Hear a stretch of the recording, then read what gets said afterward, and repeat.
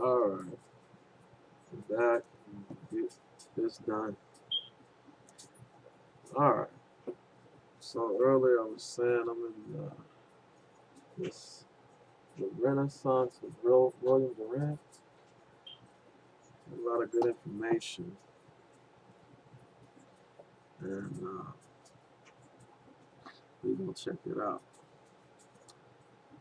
John 3:19, and this is the condemnation that light is come into the world, and men love darkness rather than light, because their actions, their deeds, their works, their labors were evil. Alright? And for everyone that doeth evil hateth the light, neither come to the light, if his works should be discovered, found out.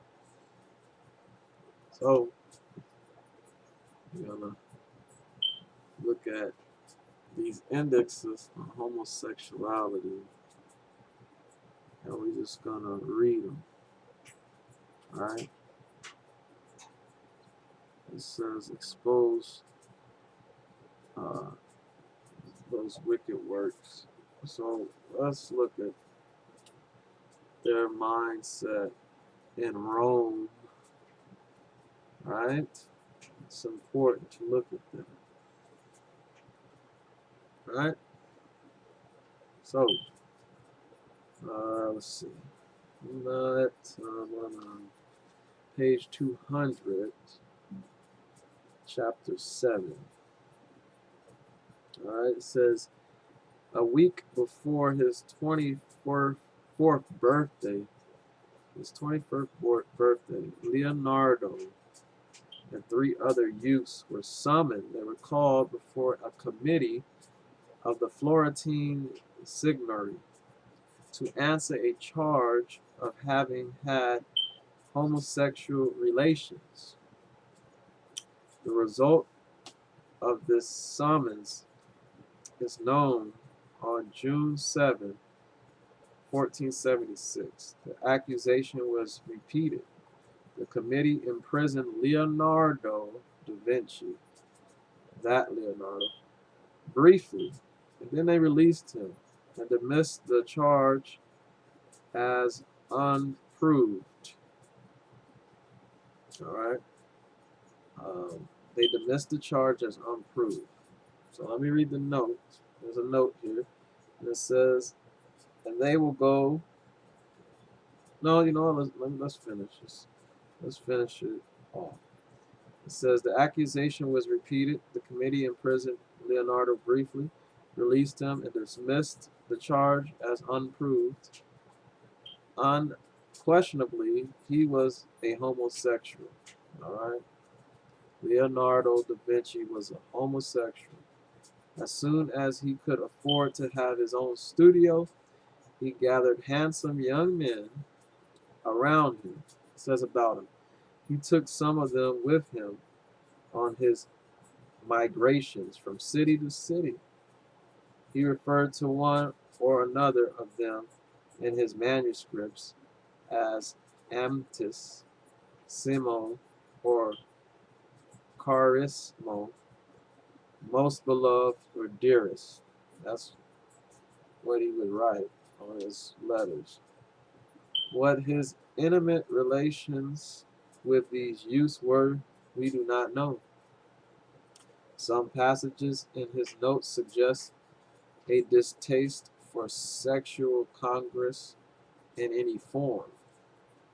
Alright? So let's read the start. The note says, and they will go wild for things that are most beautiful, to seek after, to possess, and make use of their vilest parts. The act of procreation and the members employed therein are so repulsive that if it were not for the beauty of the faces and adornment of the actors and the pent-up impulse, and nature would lose the human species. That's what he thought. All right. So Leonardo might reasonably doubt why he and a few others had been singled out for public accusation when homosexuality was so widespread in the Italy of the time. All right. He never forgave Florence for the indignity of his arrest. So he was really upset about what happened. All right. But yeah, Leonardo was a homosexual. All right. Yeah. And what did he do? I guess he did great art, right? Talk about Leonardo da Vinci. All right. Let's see what else Leonardo did. Let's see.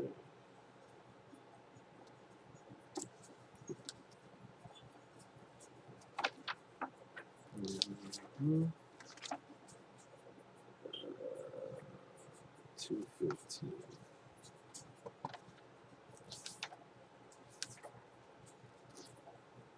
These are people's idols, right? Mm. Start asking people why you like these certain people. But anyway, all right, let's see what happened here.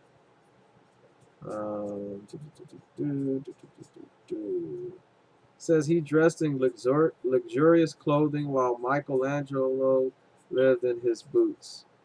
Still, Leonardo in his prime was known for his strength, bending a horseshoe with his hands.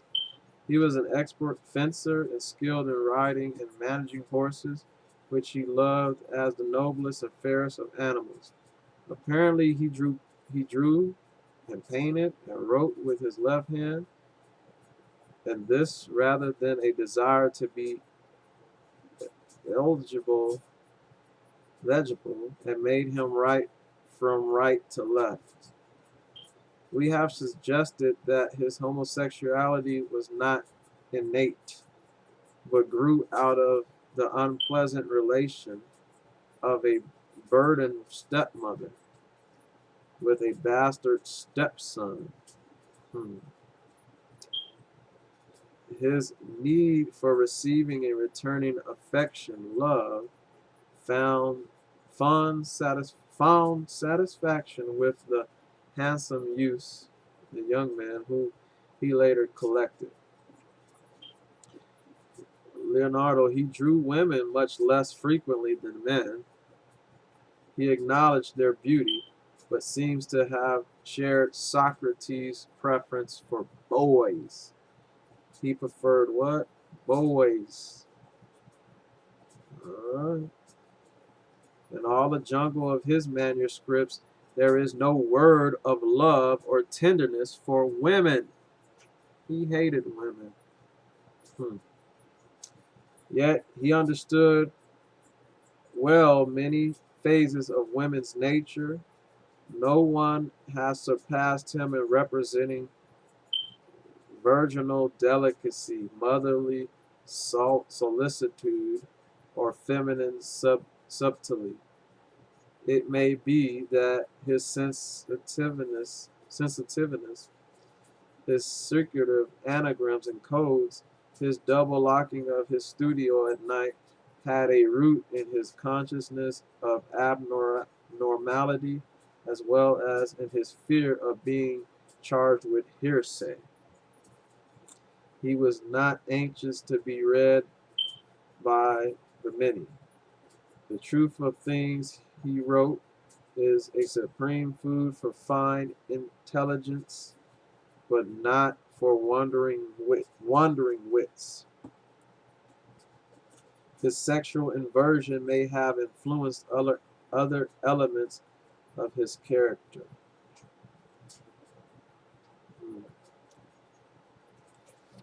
All right.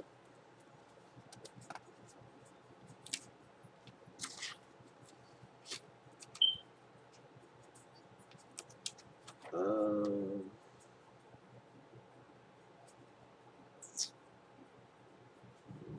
yeah, I'll keep going. It's a little bit more. It says he protested He was the soul of gentle kindness to his friends. He protested against killing animals. He didn't like that.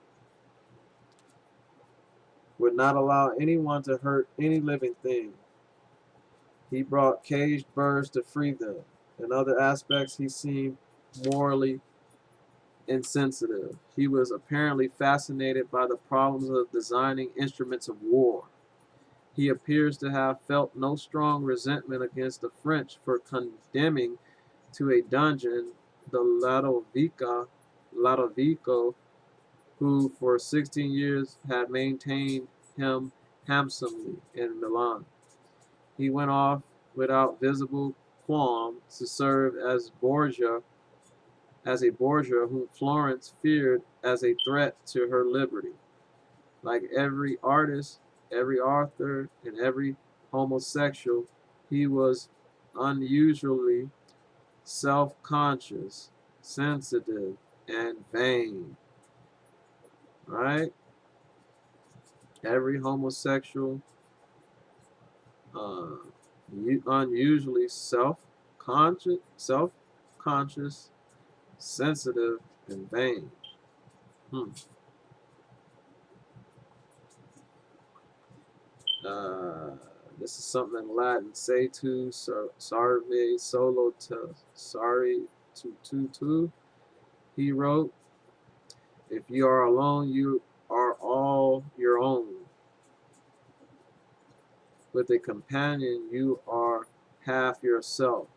So you squander yourself according to the indiscretion of your company." Hmm. Interesting, right? 576.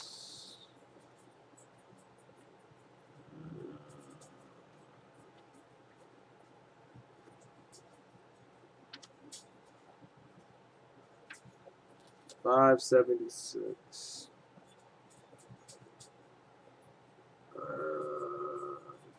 Do, do, do, do, do.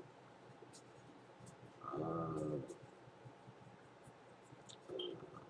Toward the close of the 15th century, um, Robert and Bishop of Aquino described the morals of young men in his dossiers, dossiers as unshamedly corrupt. They explained to him, he tells us, that fornication was no sin, that chastity was an old-fashioned taboo, and that virginity was of the wane, the wine, even incest had its devotees.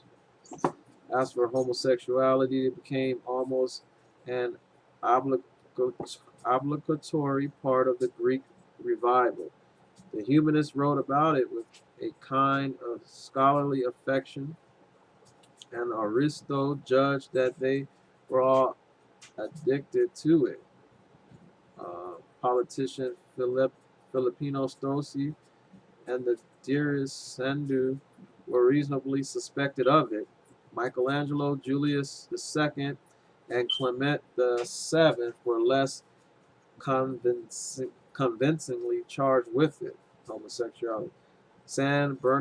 Bernardino found so much of it in Naples that he threatened the city with the fate of Sodom and Gomorrah. Aretino described the arbitration as quite popular in Rome, and he himself, between one mistress and another, asked the Duke of Mantua to send him an attractive boy. In 1455, the Venetian Council of Ten took official note how the abominable vice of sodomy multiplies in this city, and to avert the wrath of God, it appointed 2 men in each quarter of Venice to put down the practice of homosexuality. The council noted that some men had taken to wearing feminine clothes, and that some women were adopting male attire, and it's called this a species of sodomy. 1492, a noble and a priest convicted of homosexual acts were beheaded in the Pizzetta, and their bodies were publicly burned. These, of course, were exceptional cases from which we must not generalize, but we may assume that homosexuality was more than normally present in Renaissance Italy until the Counter Reformation. All right, so that's that. All right, so um, that was some of the Renaissance time period of homosexuality. Um, see what I got in this Caesar and Christ book on homosexuality. Let's check it out. See some of these sources here. Let me get it.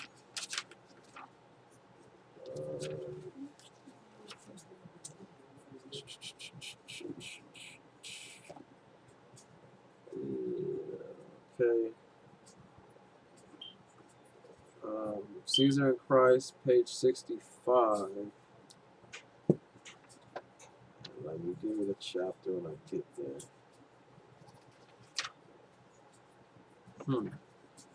60 and 5, chapter 4. And it says festivals. I'll just skip to the part, try to get there real quick.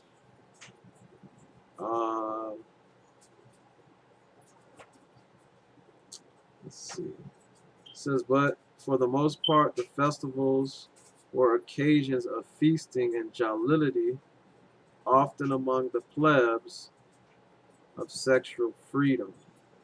On such days, says a character in Plautus, you may eat what you like, go where you like, and love whom you like, provided you abstain from wives, widows, virgins, and free boys.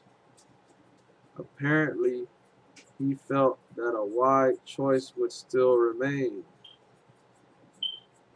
But I guess you could have slave boys, huh? So this was in Rome, all right? Stoic Rome, all right? Um, let's see. Uh,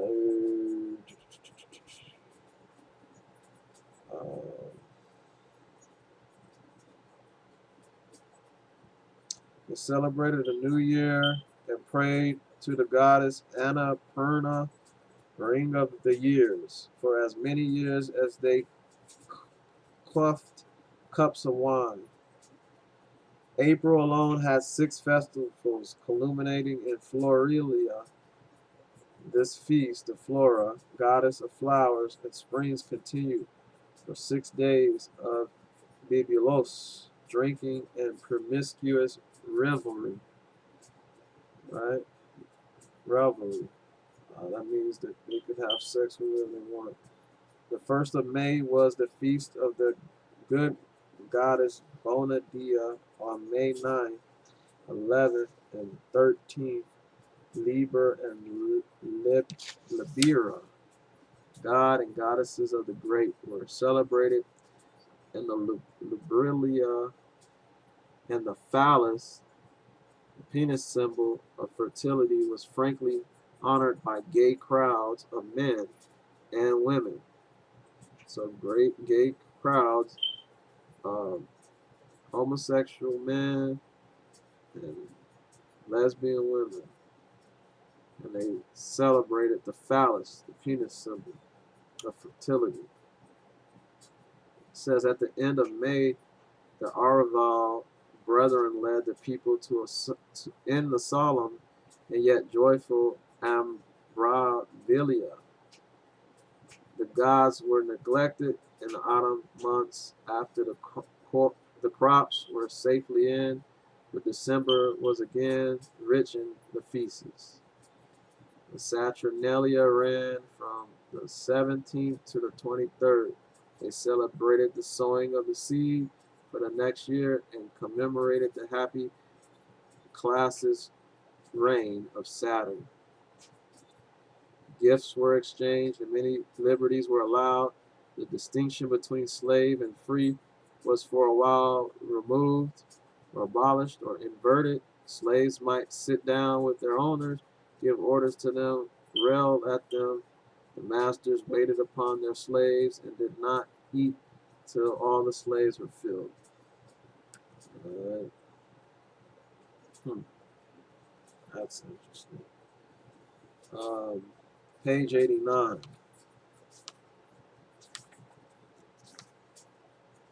Page 89. All right. The Greek conquest, chapter 5, the transformation of Rome.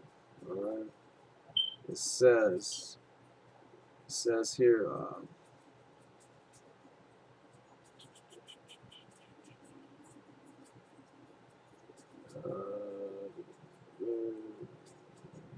hold on one moment.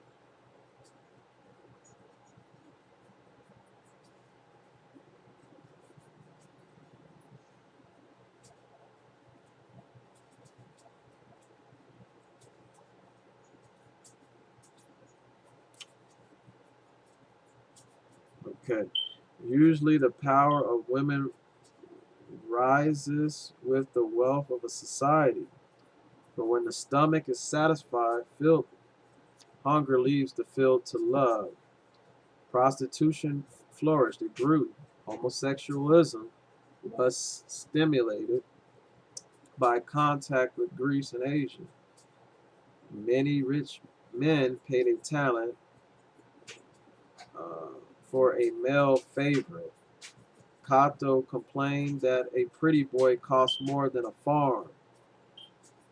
Rich man paid a talent, 3600, so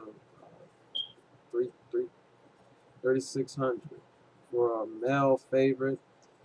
Cato complained that a pretty boy cost more than a farm. But women did not yield the field to these Greek and Syrian invaders. Alright. I think I'm not going to go into everything here. Let's see.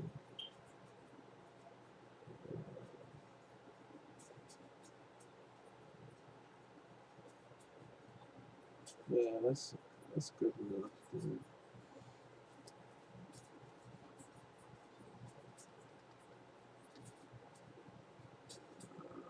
Uh, all right. Um, page 94. Page 94. Caesar and Christ, chapter 5, page 94. It says the new gods is the title of the chapter. It says the lower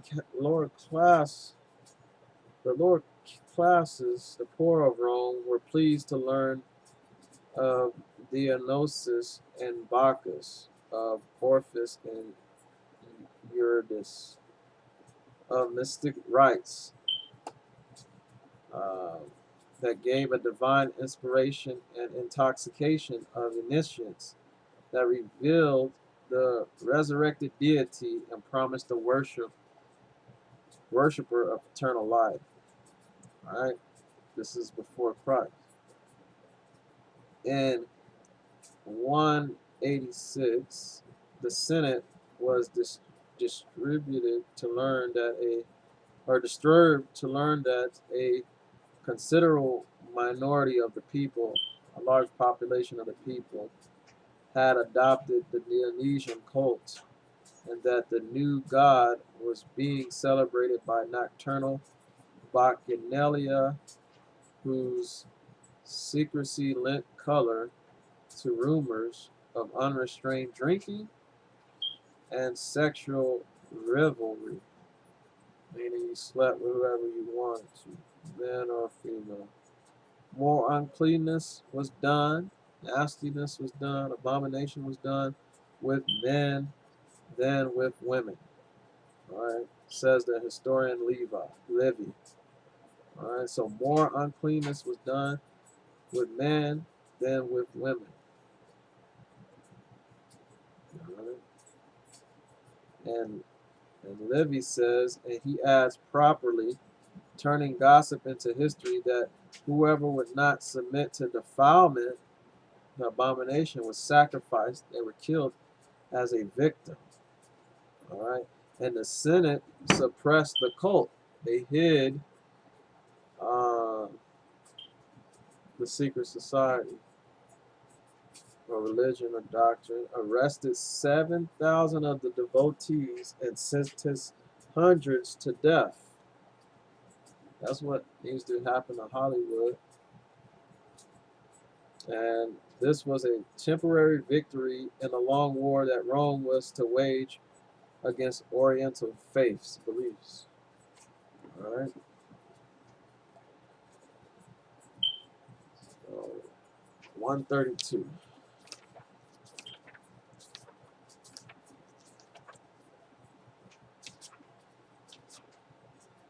132. Uh,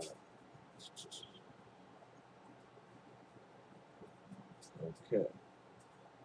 So 132, chapter 7. And this is dealing with the millionaires. All right. This is dealing with the millionaires.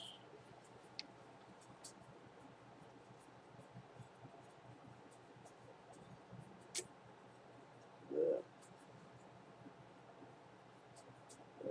Okay. And it says, um,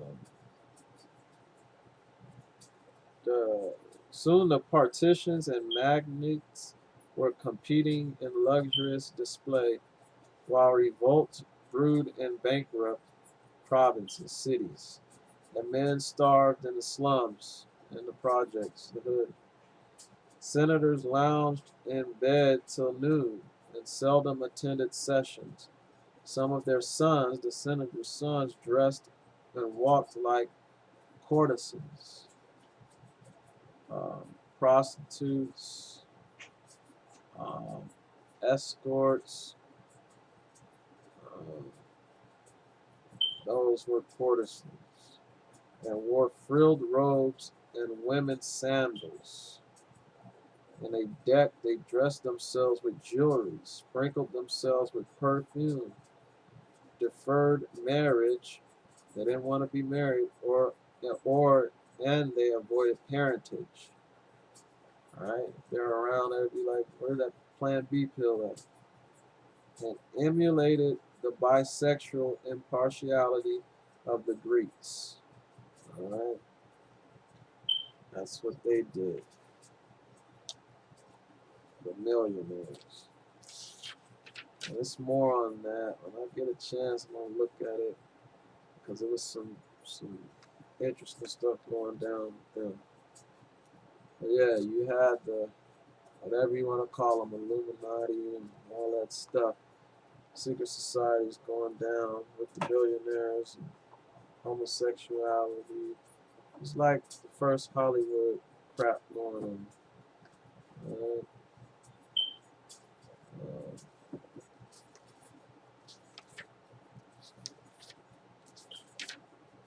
let's see what else is here.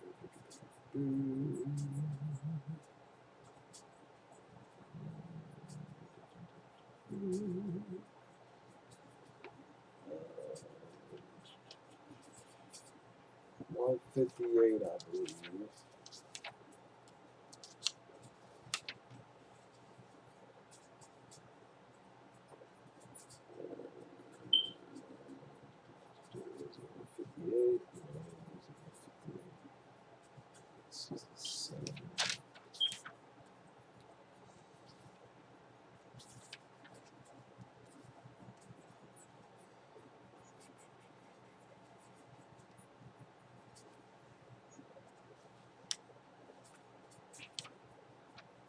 Yeah.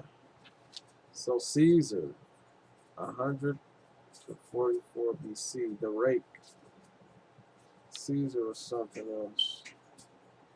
Right.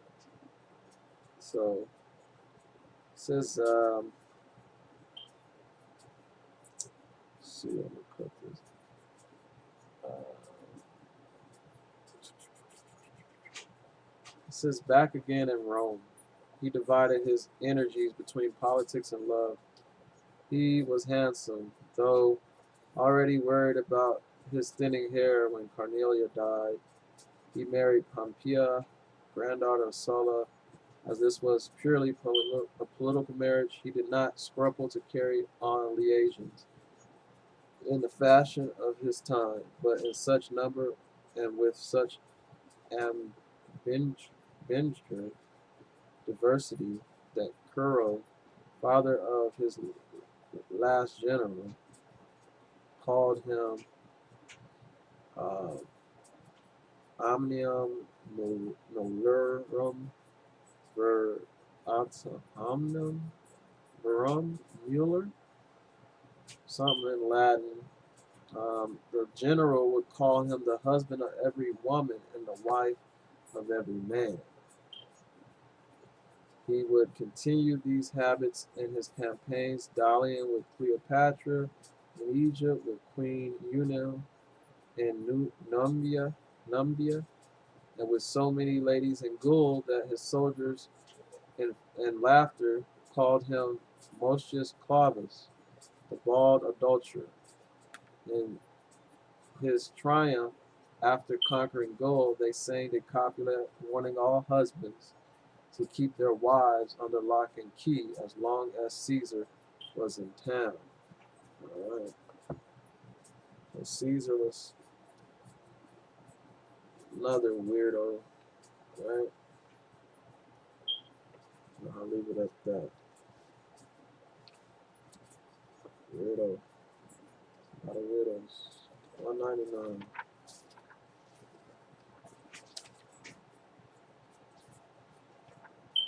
199. Let's see if there's something here.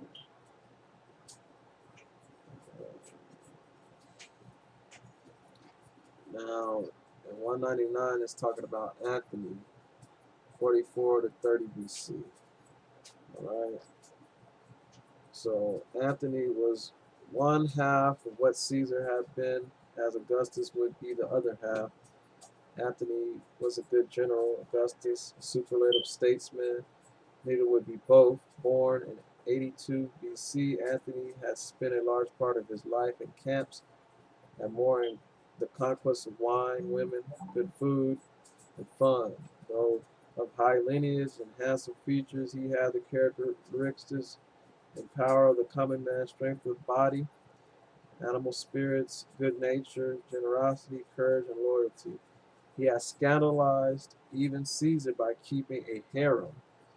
All right, Anthony, he liked to keep a harem of both sexes, men and women, in Rome, and traveling with a Greek courtesan in his litter. He had brought in Pompey's house at auction and occupied it, and then refused payment. All right, so he was a weirdo too. All right,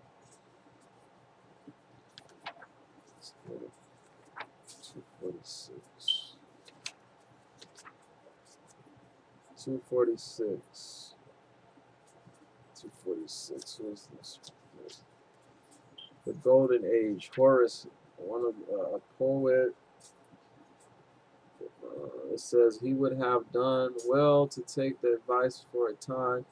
His next publication, he made the books, the Epodes and or Refrains in 29 BC, is the least worthy of his works, harsh and corrosive, ungenerous, tastelessly, and bisexually obscene. Alright, so that's something about his books. He was a weirdo. That was something in some books that he wrote. He was bisexual. He was part of that stuff. Um, let's see. 266. 266 is about Gaius. Alright.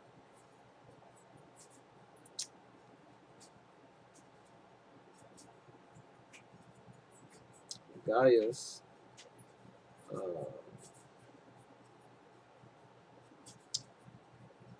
he was an interesting cat. Uh, Stanius describes him as living in habitual incest with all his sisters. This guy. It seemed to him an excellent Egyptian custom. He made his sister Drusilla heir to his throne. When she married, he made her divorce her husband and treated her as his lawful wife. To other desired women, he sent letters of divorce in their husbands' names and invited them to his embraces. There was scarcely one woman of rank whom he did not approach. Amid these and some homosexual rumors, he found time for 4 marriages. Alright, this guy was a weirdo. And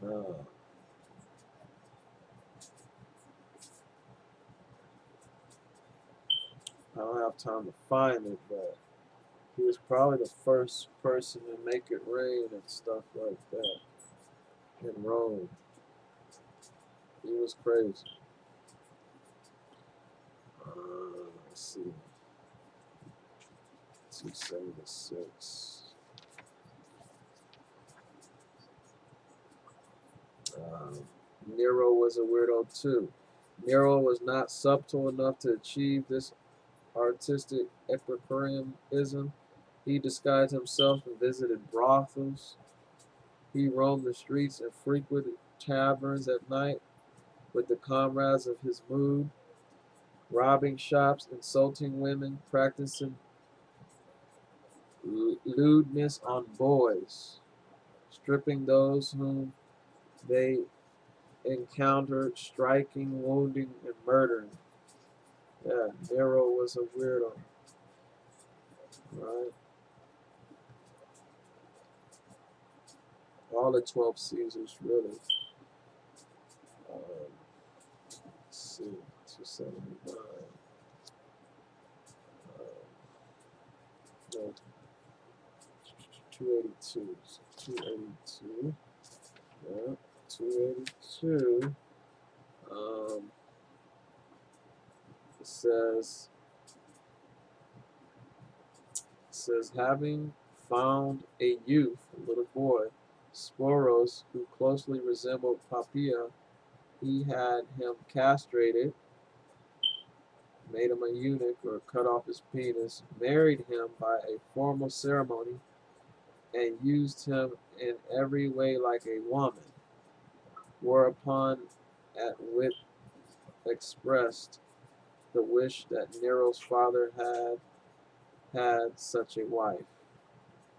So this is Nero making a young boy be castrated and married him because he looked like his past wife. Nero was a weirdo too.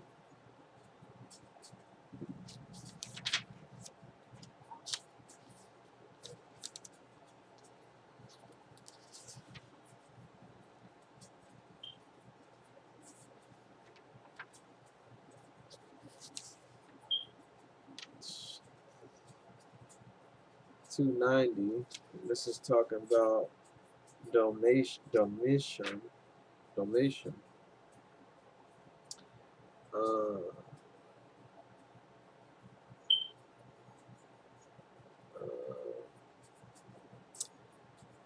Um, says here, um,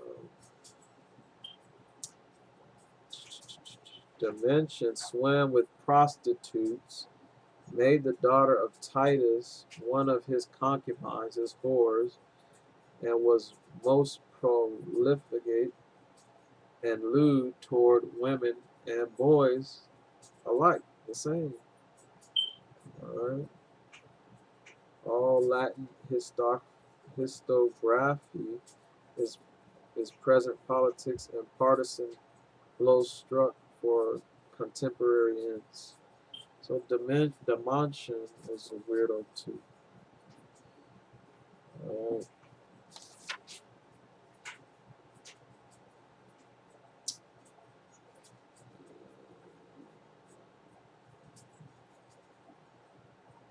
let's see.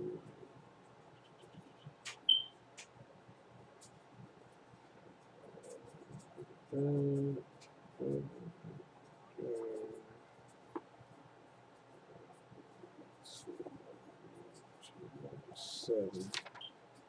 297. It says here, Petronius, maybe a historian, the Silver Age of Rome. Um, Incopolis, who tells the tale, is an adulterer, a homosexual, a liar, and a thief. So he either wrote a play or a book about homosexual stuff. Alright.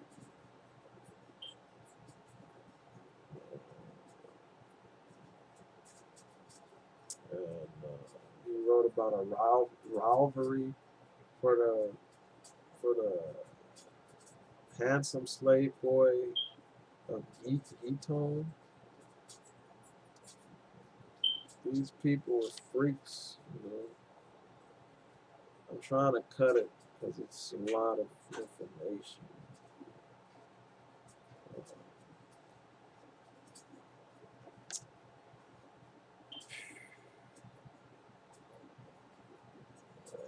317.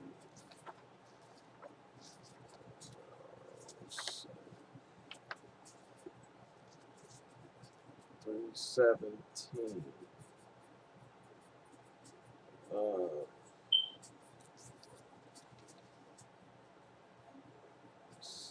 Medicine Marshall. He cares nothing for the mythological furniture that littered the literature of his age. He is interested in real men and women in their intimate life and describes them with relish and spite. My pages, he says, taste of men. He was a weirdo too. All right. Page 318.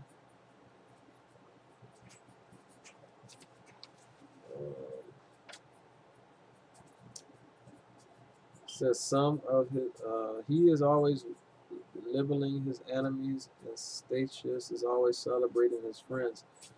Some of his victims retaliated by publishing under his name poems filthier than his own, or attacking the men whom Marshall was anxious to please.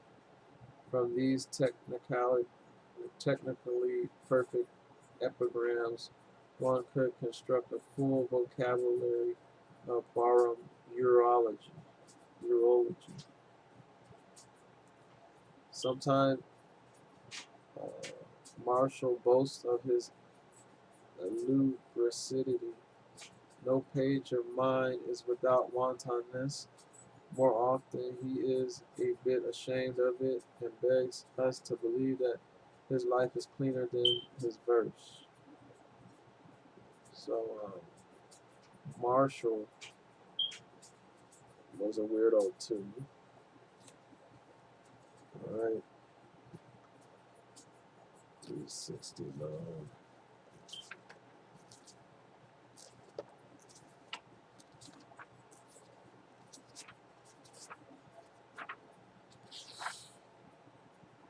The moral life of youth.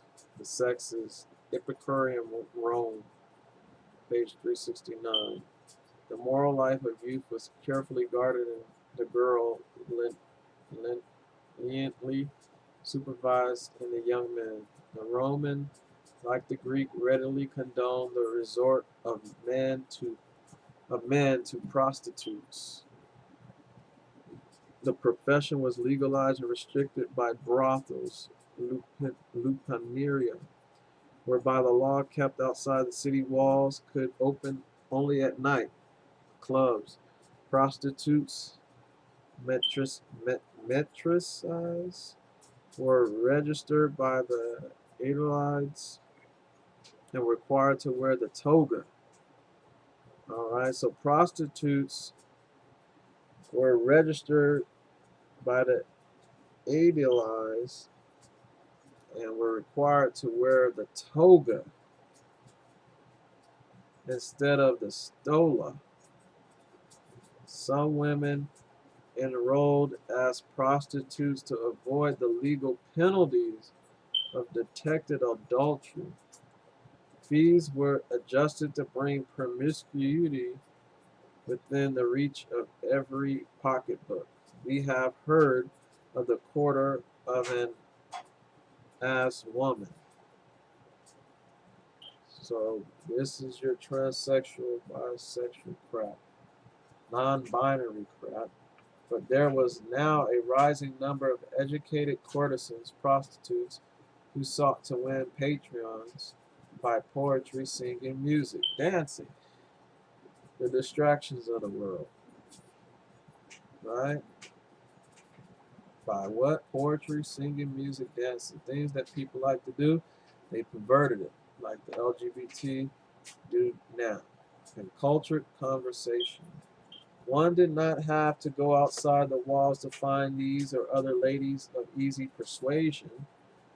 Ovid assures us that they could be met under the porches at the circus, the games, and the theater, the NBA, the NFL, as numerous as stars in the sky. A juvenile historian found them in the precincts of temples, churches, particularly that of Isis, a goddess lenient to love, the LGBT, love.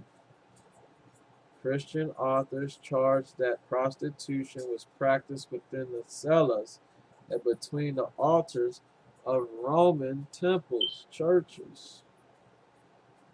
Talk about the whore of Babylon, right? Say the Catholic Church, churches. Male prostitutes were also available, Israel, everywhere. In Rome, the churches, the games, poetry, singing, music, dancing.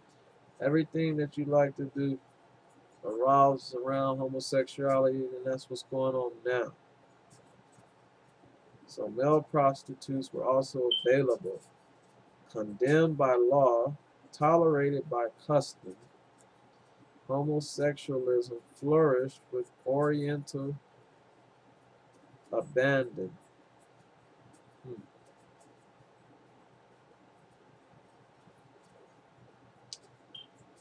Some crazy stuff is going on.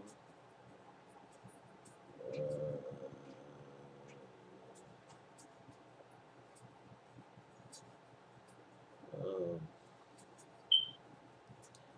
I'm stricken with heavy dart of love, sings Horace. Horace was a poet, and for whom, for Lysias, who claims in tenderness to outdo any woman. Man talking about he can outdo a woman. From this passion he can be freed only by another flame or some fair maid or slender youth, young child. Marshall's choicest epigrams turn upon pederasty, so that's pedophilia, children loving kids, and one of Juvenile's least published satires represents the complaint of a woman against this outrageous competition. Erotic poetry or indifferent worth and gender, the priapia circulated freely among sophisticated young people and immature adults.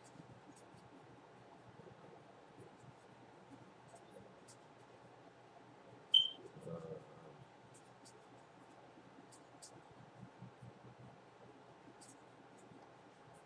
yeah,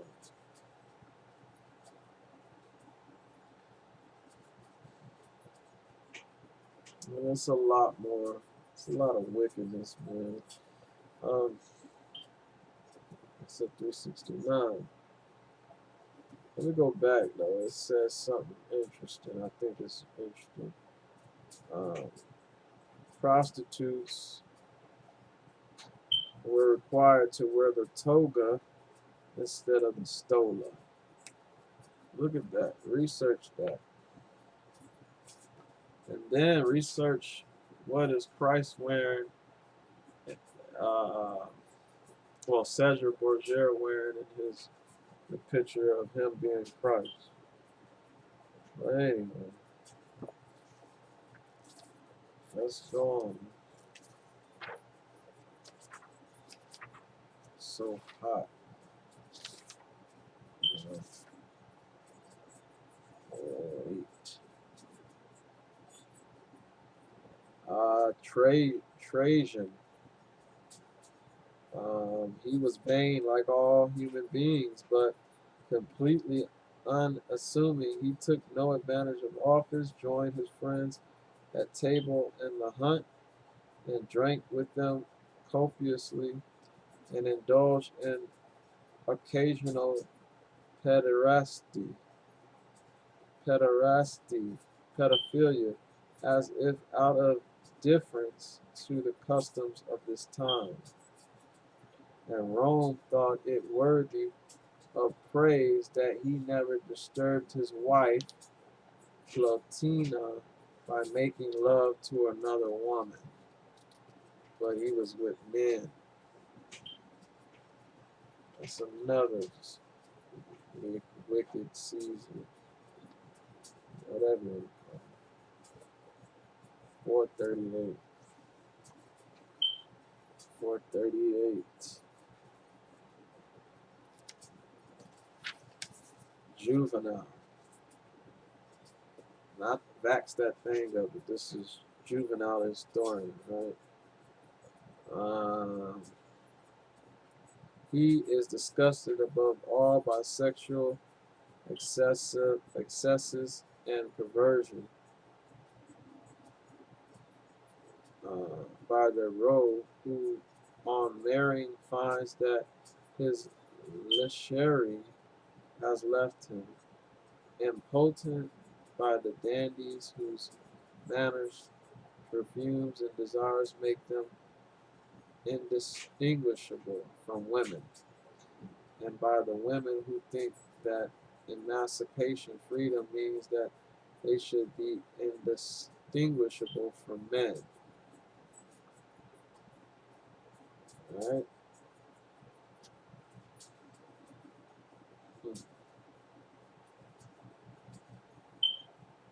Craziness.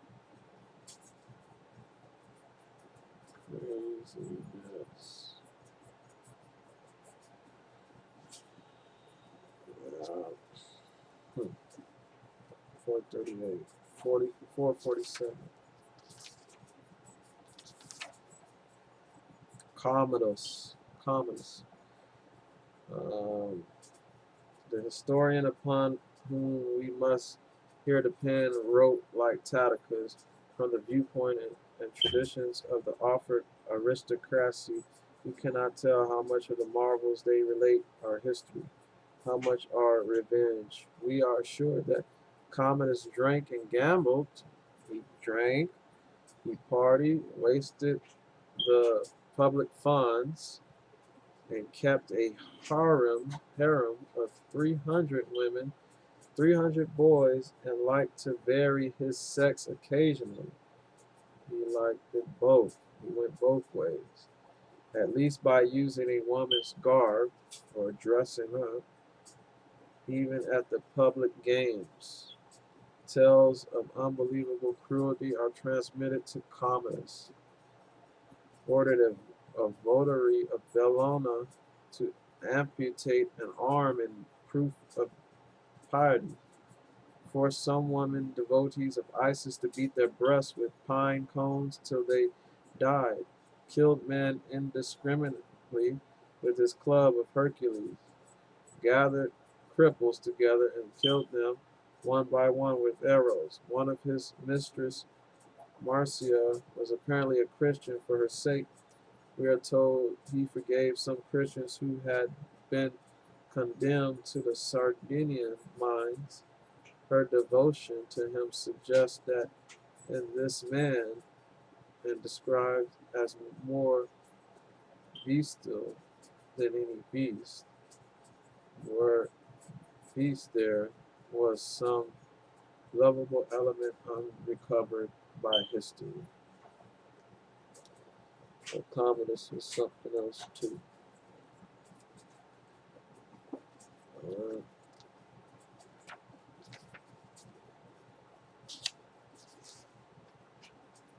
456.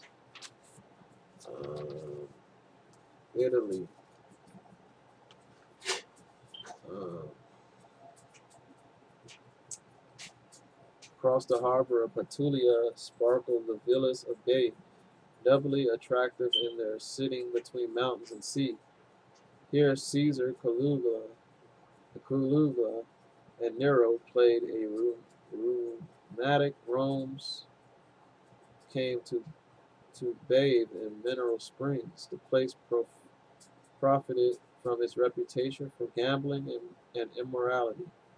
Varro reports that maidens, young women, the virgins from its uh, maidens there were common property, and many boys were girls. Many boys were girls. All right.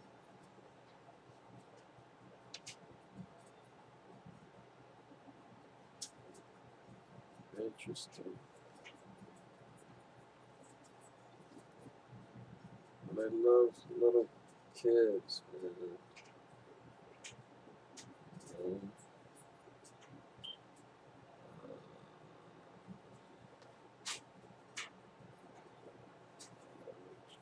456, 509. Okay.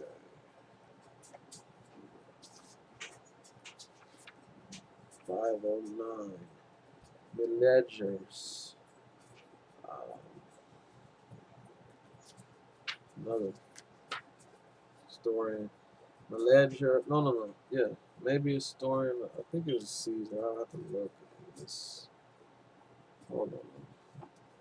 Let's see what he was.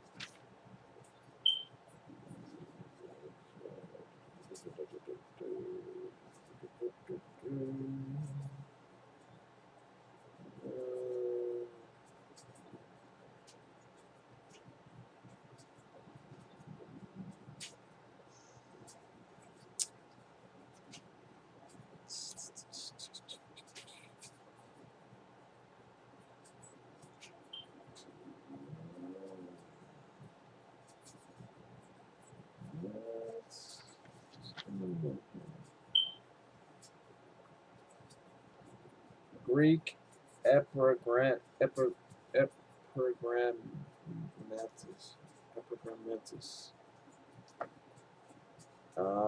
Meleager immortalizes himself by gathering into a garland Stephanos, the elegiac verse of Greece from Sappho to Meleager. Out of this and like collections grew by merger the Greek anthology.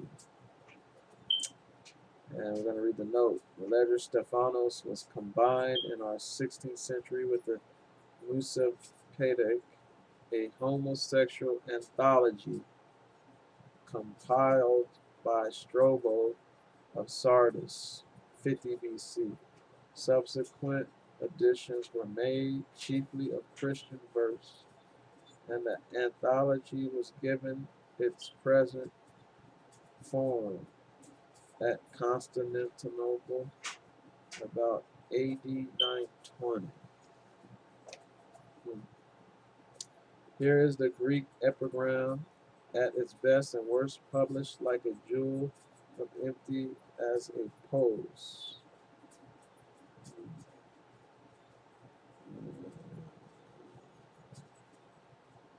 Yeah, so I won't go all into that, but he was a weirdo too.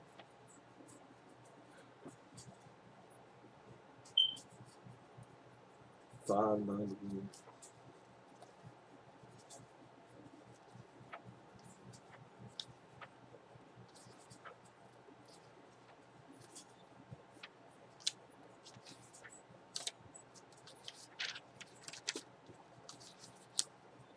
598, and I believe this is the growth of the church of Christians.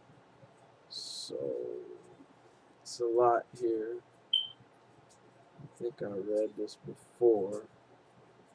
It says the faithful appear to have believed that the bread and wine were represented the body and the blood of Christ. The worshippers of Dionysus, Attis, Mithras had entertained like beliefs at the banquets where they ate magic embodiments and symbols of their gods. The final ritual of the agape was the kiss of love.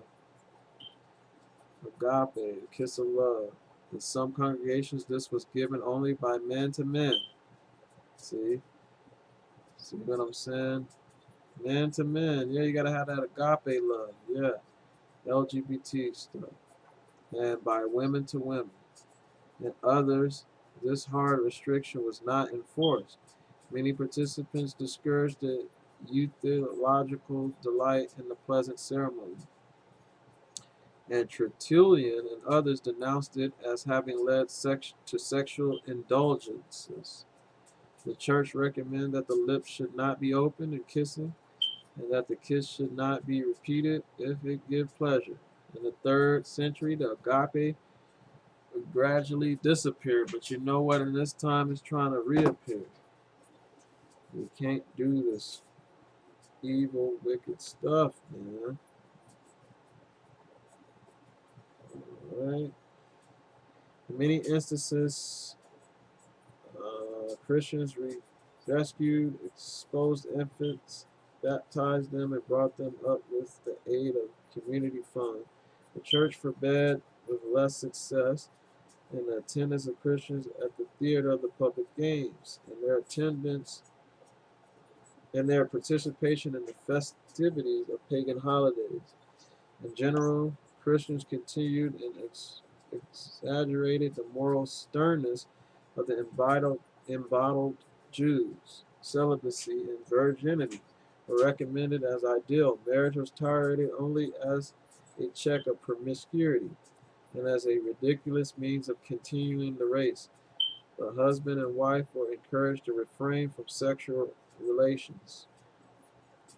Divorce was allowed only when a pagan wished to annul a marriage with a convert. The remarriage of widows or widowers was discontinued, and homosexual practices were condemned with an earnestness rare in antiquity. So far as sex is concerned, said Tertullian, the Christian is content with the woman. Hmm? All right. Um,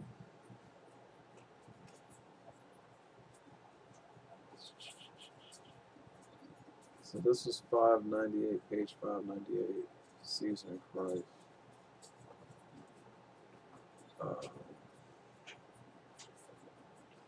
Says much of this difficult code was predicted on the earlier return of Christ. As the hope faded, the voice of the flesh rose again, and Christian morals were relaxed and anonymous pamphlet, The Shepherd of Hermes, inweighed against the reappearance among Christians of adverse dishonesty, rogue and dyed hair, painted eyelids, drunkenness, and adultery. Nevertheless, the general picture of Christian morals in this period is one of piety, mutual loyalty, marital fidelity, and quiet happiness in the possession of a confident faith.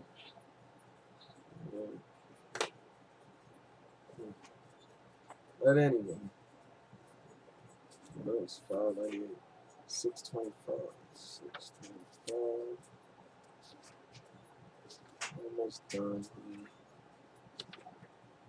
625.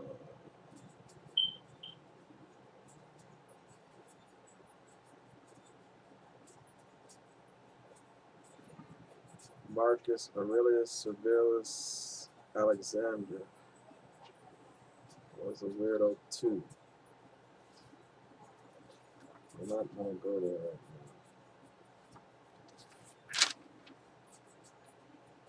now.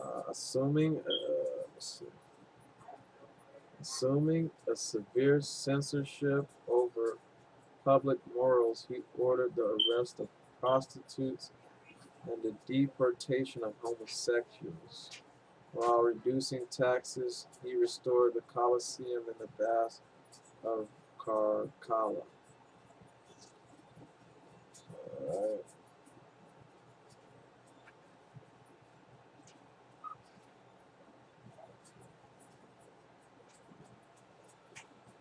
Alright.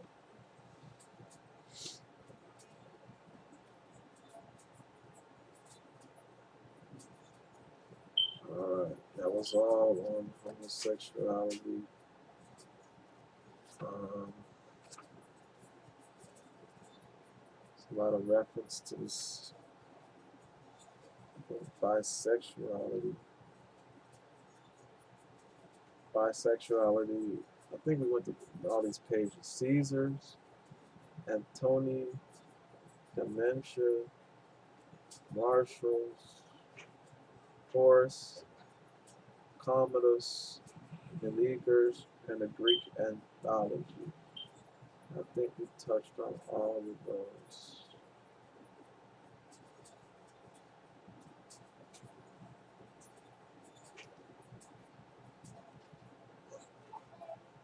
I think we touched on all of them. Let me go and check. So,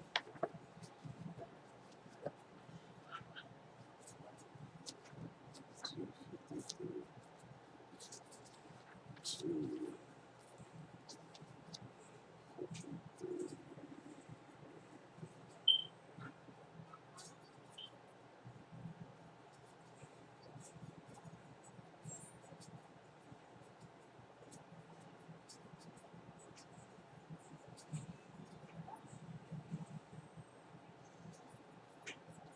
Yeah, I think that's it.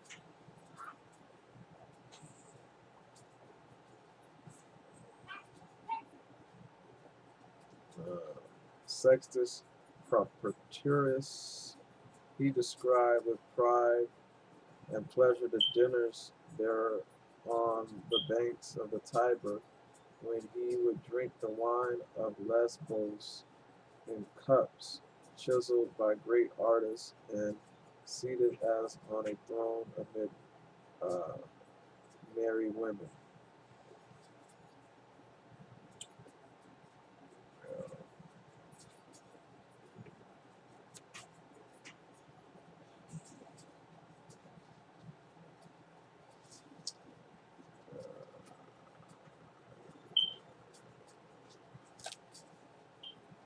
That's a lot of stuff that was going on in Rome, and definitely homosexuality, uh, bisexuality, and it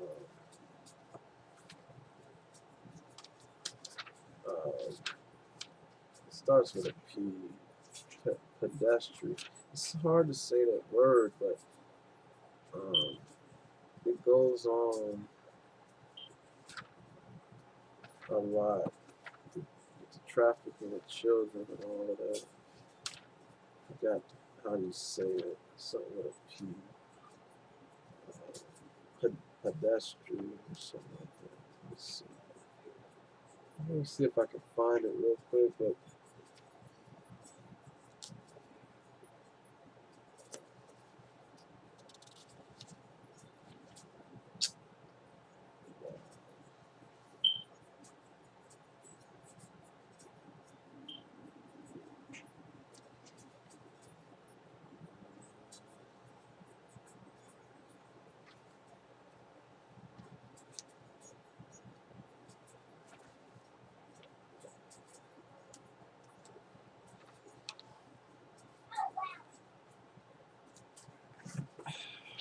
I hate when I can't find something.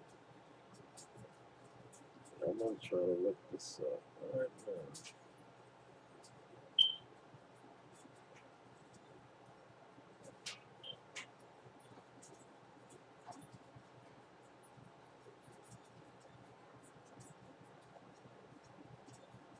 Yeah, pederasty.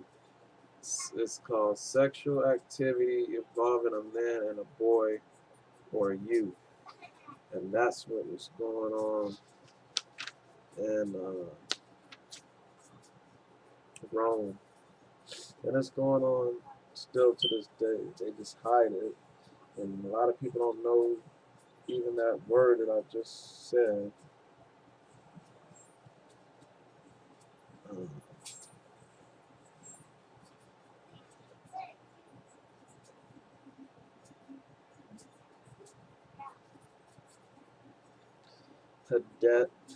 pederasty. Uh, uh, pederasty.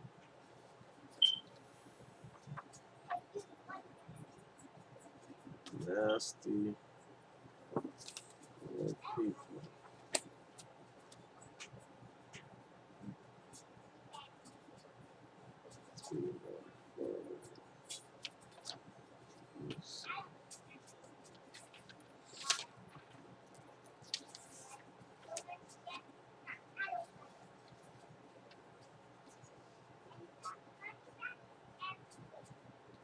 Yeah, Trajan was involved in pedestry.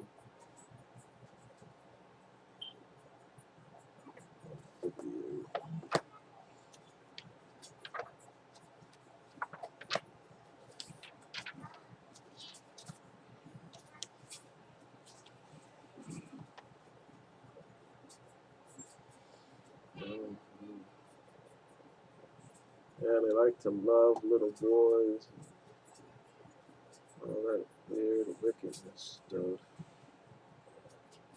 Mm.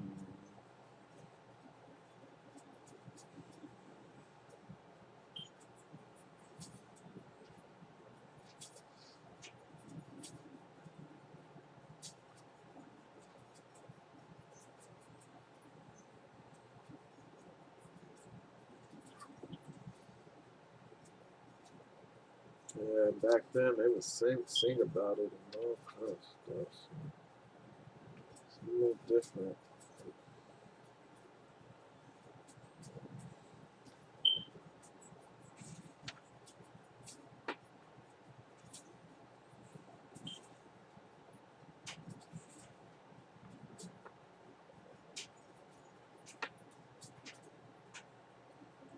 So yeah, you had abortion, birth control, bisexuality, homosexuality, incest, and pederasty going on, all kind of perversions. And so that's what was going on in Rome, and they will be taken down and out of the way. So, um, men love darkness rather than light, and that's just the case.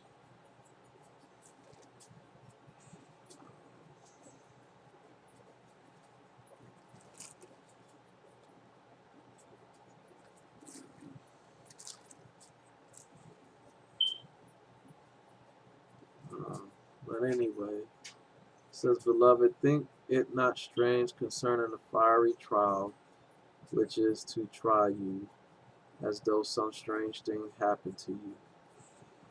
But laugh, inasmuch as you are partakers of Christ's suffering, that when his glory shall be shown, Israel, you may be happy also with exceeding joy. Uh, so if you be corrected or reproached, shamed for the name of Christ, happy are ye, for the Spirit of glory and of the Most High rests upon you, and on their part he is evil spoken of, but on your part he is glorified.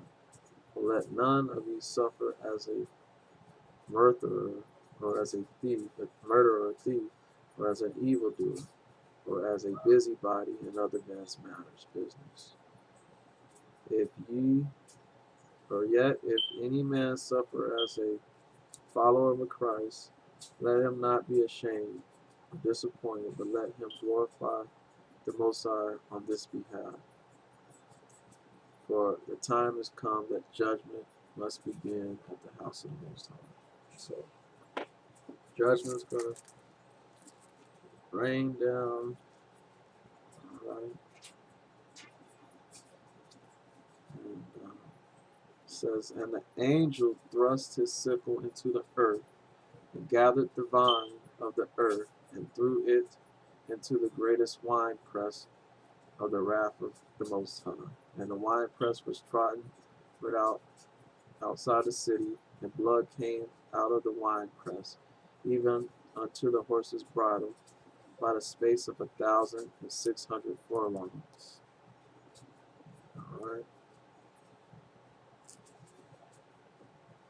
And I saw another sign in the sky, great and marvelous, 7 angels having 7 last plagues, for in them it filled up the anger of the Most High.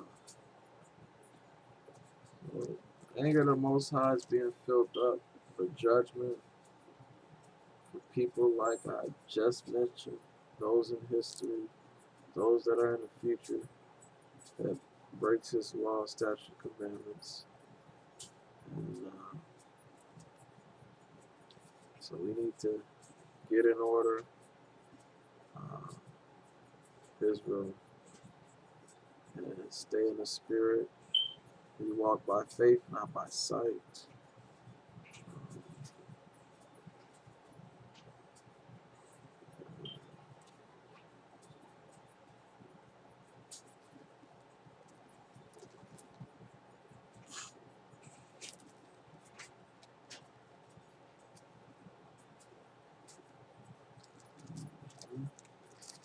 We must be about our Father's business, while they're about their business, destroying the mindset and the people of the earth. So you got to stay in a good mindset.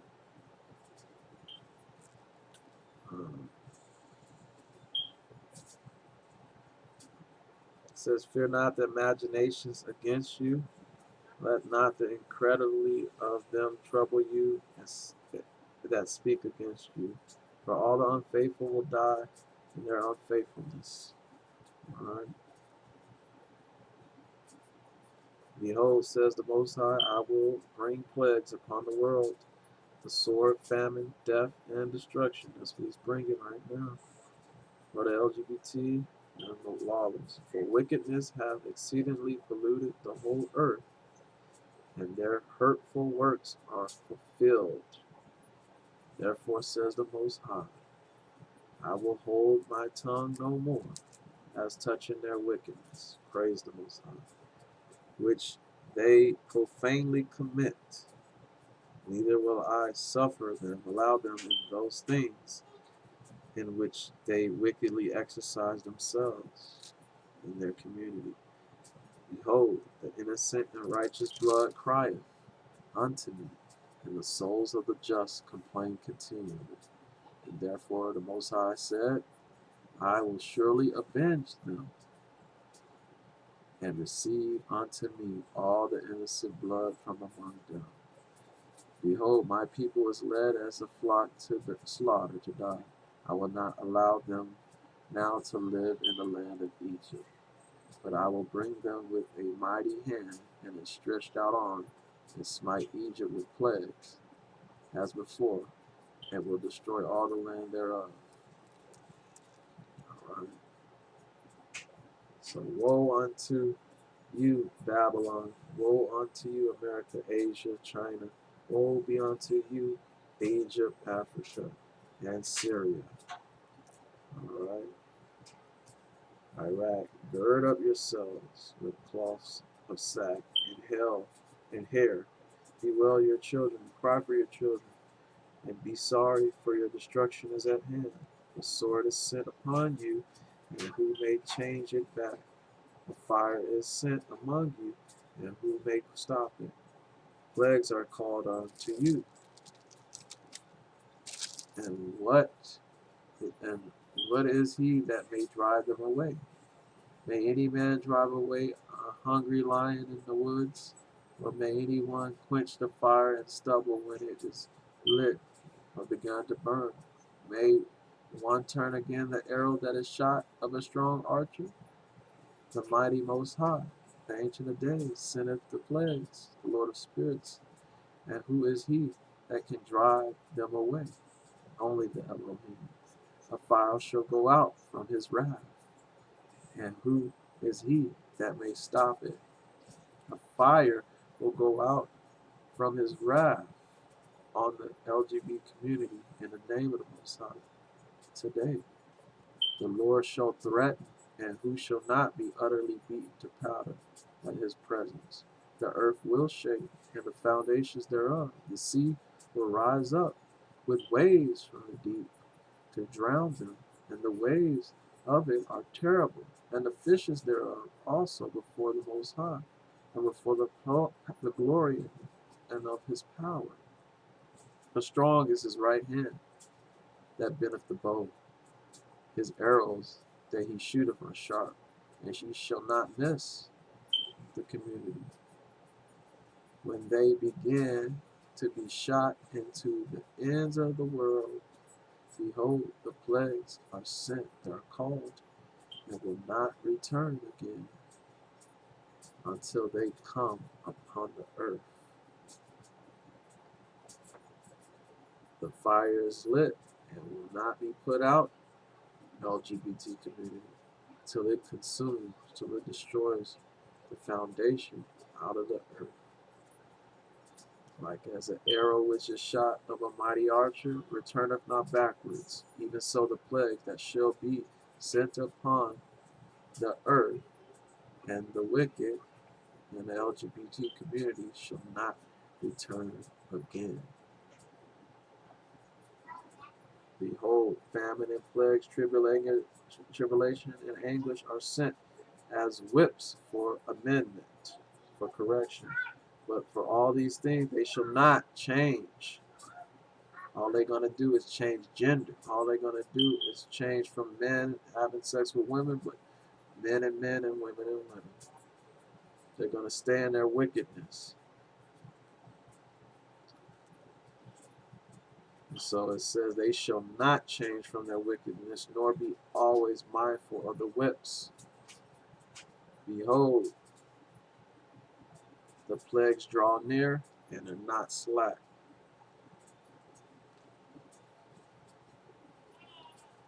O my people, hear my word. Make you ready to the battle, Israel, against the LGBT community. And in those evils, be even as pilgrims upon the earth. For behold, the burning of wrath of the great crowd is kindled over you, elect, and they shall take away certain of you and feed you, being unable to resist uh, things offered unto idols. You can't eat off of their table. Things that the Gentiles sacrifice, they sacrifice to Satan, to their idols, to their gods. And they that consent unto them shall be had in confusion and shamed and trodden under foot. For there shall be in every place and in the next cities a great insurrection upon those that fear the Most High. They're going to come after us, the elect. They shall be like madmen, sparing none, but still spoiling and robbing and destroying those that fear the Most High. For they shall waste and take away their goods and throw them out of their houses. They shall be known. Then shall be known who are my chosen, and they shall be tried as gold in the fire. Are we going to come out pure as gold, Israel? Be ye not afraid, neither doubt, for the Most High is our guide, and the guide of them who keep my commandments. We have to keep his law and precepts, said the Lord Most High. Let not your sins weigh you down, Israel, and let not your iniquities lift up themselves. Trust the Most High. Shema, O Israel, my beloved, says the Most High. Look, the days of trouble are at hand, but I will save you from the same. Be set apart. Shalom.